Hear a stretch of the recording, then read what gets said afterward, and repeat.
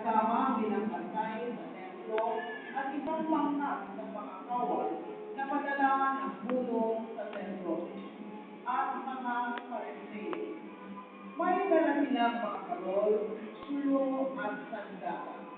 Alam ni Jesus ang lahat ng mangyayari sa kanya. Kaya sila'y tinanong niya at tinanong. Sino ang hinahanap nito? Si Jesus na taga Nazaret.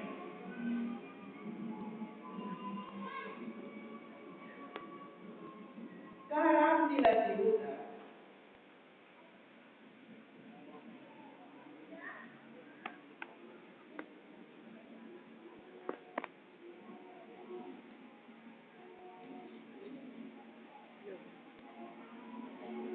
Ako si Jesus. Kaharap nila si Judas na nagkalulong sa kanya. Nang sabihin ni Jesus na siya nga, napakulong sila at nagwal sa lupa.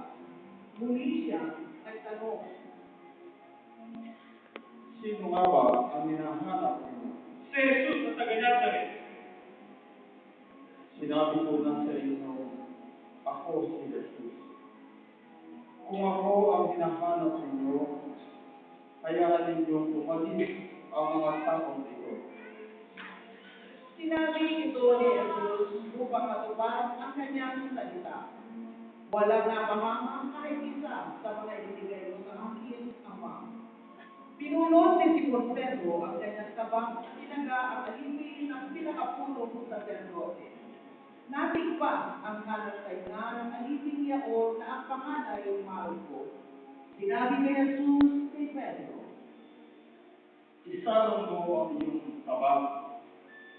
Dapat kong inumin ng kalis ng paghihirap na ibinigay sa akin ng Ama. si Jesus ay tinakip at tinapos ng mga bantay na Hudyo at napangkat ng mga kawal sa pamumuno ng kanilang kapitan. Siya ay dinalamunan kay Anas na biyanan ni Caiphas na pinakapulong sa saserdote ng panahong yaon. Si Caiphas ang nagpayo sa mga Hudyo na mas mabuti para sa kanila na isang tao lamang ang mamatay alang-alang sa bayan. Si Simon Pedro at isa pang alagad ay sumunod kay Jesus. Kilala ng pinakapulong saserdote ang alagad na ito, kaya nakapasok siya kasama ni Jesus sa patio ng bahay ng pinakapulong saserdote. Nag-iwan naman si Pedro sa labas ng pintuan. Lumabas ang alagad na kilala ng pinakapulong saserdote. Kinausap ang dalagang nagbabantay sa pinto at pinapasok si Pedro. Si Pedro ay tinanong ng dalaga. Hindi ba isa ka sa mga alagad ng tao niya? Sumagot si Pedro. Hindi. Maginaw noon, kaya nagpabala ng kulit ang mga alipin at mga bantay at tumayo sa paligid ng siga upang magpainit. Nakihalo si Pedro at nagpainit din. Si Jesus ay tinanong ng pinakapulong saserdote tungkol sa kanyang mga alagad at sa kanyang itinuturo. Sumagot si Jesus. Payagan akong nagsasalita sa banda. Lagi akong nagtuturo sa mga sinagoga at sa templo ng mga Hudyo. Wala akong sinabing panihil. Bakit ako ang tinatanong ninyo? Ang talingin ninyo ay ang mga nakarinig sa akin. Alam nila kung ano ang sinabi ko. Pagkasabi nito'y siya'y sinampal ng isa sa mga bantay na naroroon. Bakit mo sinasagot ng ganyan ang pinakapulong saserdote? Sinagot siya ni Jesus. Kung nagsalita ako ng masama, patunayan mo. Ngunit kung mabuti ang sinabi ko, bakit mo ako sinampa? Si Jesus ay nakagapos panahon ay pinadala ni Anas ni Caiphas, ang pinakapulong saserdote. Samantala, naroon pa rin si Simon Pedro at nagpapainit. Siya ay tinanong nila. Hindi ba't alagad ka rin ng tao niya? Sumagot si Pedro. Hindi.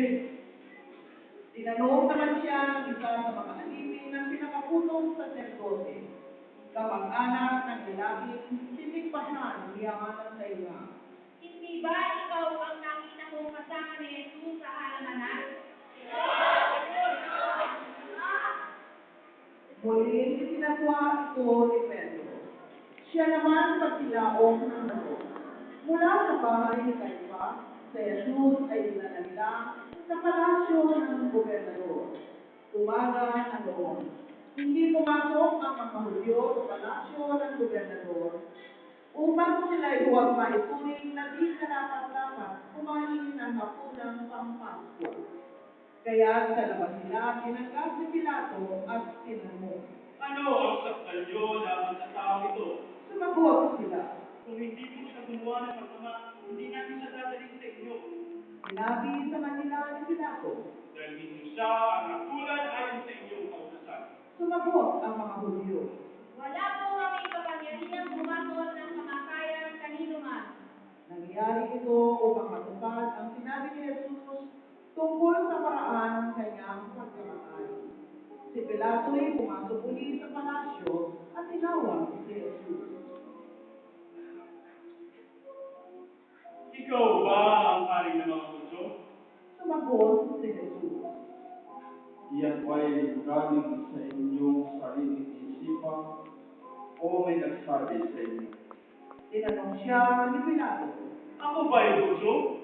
Ang mga kababayan mo at ang mga punong sacerdote ang nagdala sa iyo rito. Ano ba ang ginawa mo? Sumagot si Jesus. Ang kaharian ko'y hindi sa sanlibutan ito. Kung sa sanlibutan ito ang aking kaharian, ipinagpaglaban sana ako ng aking mga tauhan at hindi naipagpanuno sa mga Hudyo. Ngunit hindi sa sanlibutan ito ang aking kaharian. Kung gayon, isa kang hari. Sumagot si Jesus. Kayo lang ang nagsasabing ako'y hari. Ito ang dahilan kung bakit ako ipinanganak at naparito sa sanlibutan, upang magsalita tungkol sa katotohanan. Nakikinig sa aking piling ang sino mang nasa katotohanan. Tinanong siya ni Pilato. Ano ba ang katotohanan? Pagkasabi nito, muling lumabas si Pilato at sinabi sa mga Hudyo.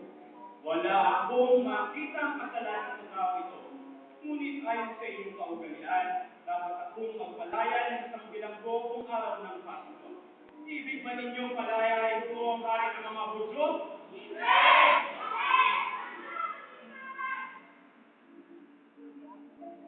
Si Barabas ay isang tulisan.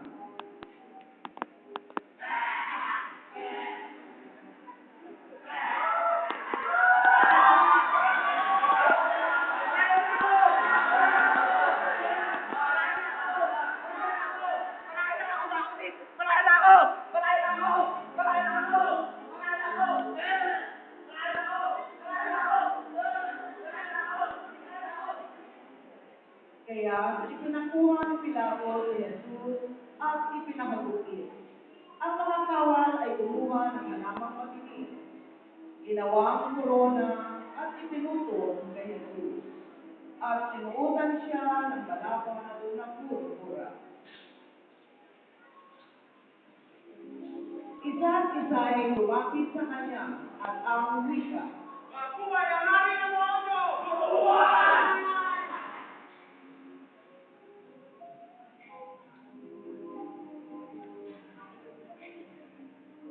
At si Jesus ay pinagsasampan. Lumabas uli si Pilato at sinabi sa kanila. Iyaharap ko siya sa inyo upang malaman ninyo na wala akong makitang kasalanan niya. At inilabas si Jesus na may koronang tinik at banabal na purpura. Sinabi sa kanila ni Pilato.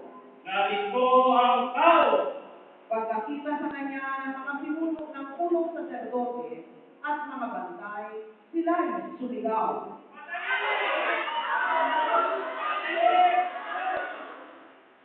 Sinabi ni Pilato. Kunin niyo siya at kayo ang magpaso sa kanya.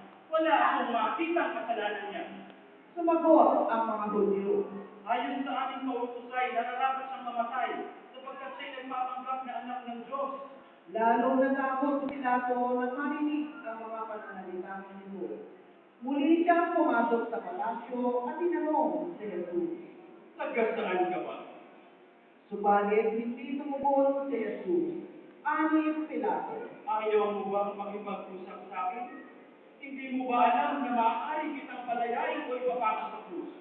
At sumagot si Jesus. Kaya ang lamang magagawa yan ay sapagkat ipinagkaloob sa iyo ng Diyos ang kapangyarihan iyan. Kaya mas mabigat ang kasalanan na nagdala sa akin dito. Nang marinig ito ni Pilato, lalo niyang hinangad na palayain si Jesus. Ngunit nagsigawan ang mga tao. Kapag pinalaya mo ang taong yan, hindi ka kaibigan ni Cesar. Sino mang nagpapanggap na haring ay kalaban ng Cesar? Pagkarinig ni Pilato sa pamumulat na ito, inilabas niya si Jesus.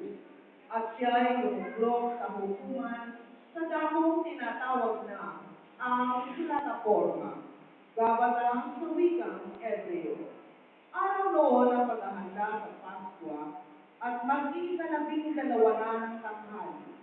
Sinabi ni Pilato sa mga Hudyo, Narito ang inyong hari! sumigaw sila.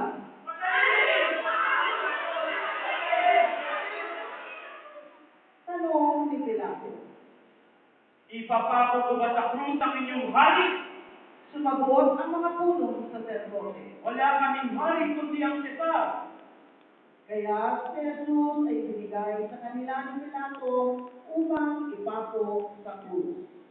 Kinuha nga nila si Jesus at lumabas siya na pasan ang kanyang krus patungo sa lugar na kung tawagin Damo ng Bubog, Golgotha sa wikang Hebreo.